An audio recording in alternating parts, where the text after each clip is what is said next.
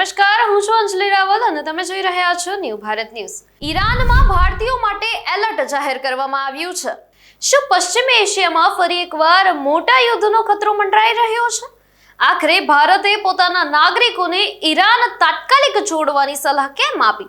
શું ઈરાનમાં સ્થિતિ એટલી ગંભીર બની ગઈ કે ભારતીય દૂતાવાસે તાત્કાલિક બહાર નીકળવાની અપીલ કરવી પડી?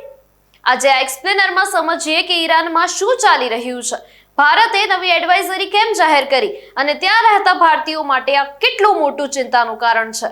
ભારતની તાકીદની એડવાઇઝરી જાહેર કરાઈ। ભારતે ઈરાનમાં રહેલા પોતાના તમામ નાગરિકો માટે નવી ટ્રાવેલ એડવાઇઝરી જાહેર કરી છે। શક્ય તેટલી વહેલી તકે ઈરાન છોડો આવું ભારત દ્વારા કહેવામાં આવી રહ્યું છે। તહેરાન સ્થિત ભારતીય દૂતાવાસે સ્પષ્ટ શબ્દોમાં જણાવ્યું છે કે ભારતીય નાગરિકોએ ઈરાનની મુસાફરી ટાળવી જોઈએ અને જે લોકો હાલમાં ઈરાનમાં છે તેઓએ ઉપલબ્ધ પરિવહન સુવિધાઓનો ઉપયોગ કરીને શક્ય તેટલી વહેલી તકે દેશ છોડી દેવો જોઈએ। એડવાઇઝરી એવા સમયે આવી છે જ્યારે પશ્ચિમ એશિયામાં ફરીથી તણાવ વધી રહ્યો છે। છેલ્લા કેટલાક દિવસોમાં ઇઝરાયલ અને ઈરાન વચ્ચે હુમલા અને પ્રતિ હુમલાની ઘટનાઓ બાદ સમગ્ર વિસ્તારની સુરક્ષા પર ગંભીર પ્રશ્નો ઊભા થયા છે।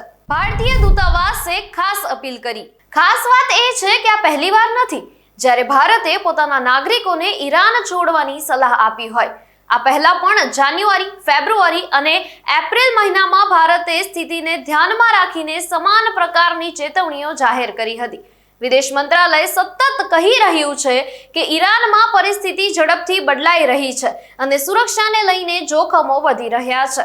ભારતીય નાગરિકોને દૂતાવાસના સંપર્કમાં રહેવા, જરૂરી દસ્તાવેજો તૈયાર રાખવા અને અધિકારીઓની સૂચનાઓનું પાલન કરવા પણ કહેવામાં આવ્યું છે। અગાઉ દૂતાવાસે સરહદો તરફ સ્વતંત્ર રીતે જવાની જગ્યાએ અધિકૃત માર્ગોનો ઉપયોગ કરવાની પણ સલાહ આપી હતી। પશ્ચિમ એશિયામાં તણાવ વધ્યો।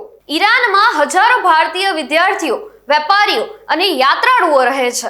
આવી સ્થિતિમાં ભારત સરકાર માટે તેમની સુરક્ષા સૌથી મોટી પ્રાથમિકતા બની જાય છે। માત્ર ભારત જ નહીં પરંતુ અનેક અન્ય દેશોએ પણ પોતાના નાગરિકોને ઈરાન છોડવા અથવા ત્યાંની મુસાફરી ટાળવા માટે ચેતવણીઓ જાહેર કરી છે। નિષ્ણાતોનું માનવું છે કે જો પ્રાદેશિક તણાવ વધુ વધશે તો હવાઈ સેવાઓ, વેપાર માર્ગો અને સામાન્ય જનજીવન પર પણ તેની સીધી અસર પડી શકે છે।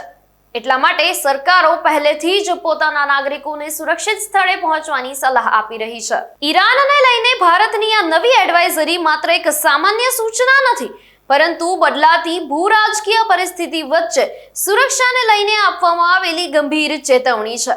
હવે સૌથી મોટો સવાલ એ છે કે શું પશ્ચિમ એશિયામાં વધી રહેલો તણાવ વધુ મોટા સંઘર્ષમાં બદલાશે કે પછી રાજદ્વારી પ્રયાસો સ્થિતિને નિયંત્રણમાં લાવી શકશે? તેનો જવાબ આગામી દિવસોમાં સામે આવશે।